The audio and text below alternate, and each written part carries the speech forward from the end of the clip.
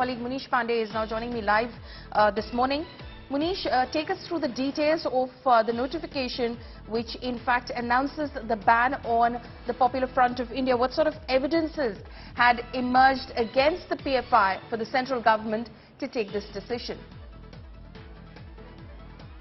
Well, this notification by the government mentions the illegal, unlawful activities by PFI and its members. Now, as far as this organization is concerned, the notification also mentions that in the recent cases, what the evidence which was collected by the investigative agencies, in those investigations, they found that PFI and their members, including the members of its sister organizations like Rehab Foundation of India and Campus Front of India, they were found to be involved in those unlawful activities. Now, as far as the cases are concerned, remember, the NIA is investigating 5 cases involving Popular Front of India and other organizations. Apart from that, the Enforcement Directorate is probing 2 cases in which they found evidence of funds being collected from the Gulf countries, and then these the funds were then being used for unlawful activities in the country. So based on that evidence, this organization Popular Front of India and its sister organizations have been banned by the central government.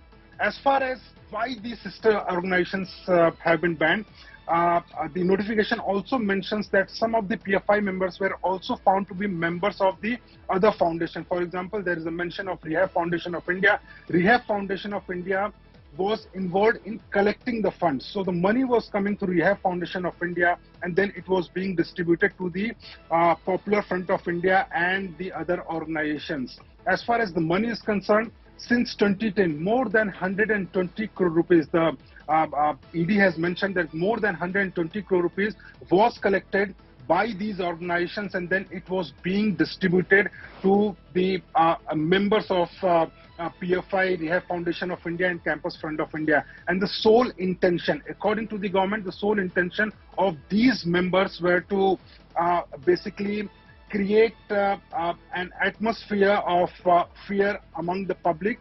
There were cases in which PFI members were involved in unlawful activities. Apart from that, in the recent cases, for example, the Delhi riot case or even the Hathras incident, the hijab matter in Karnataka, in all these cases, the PFI members were actively involved in creating an atmosphere of fear and also terrorizing the society.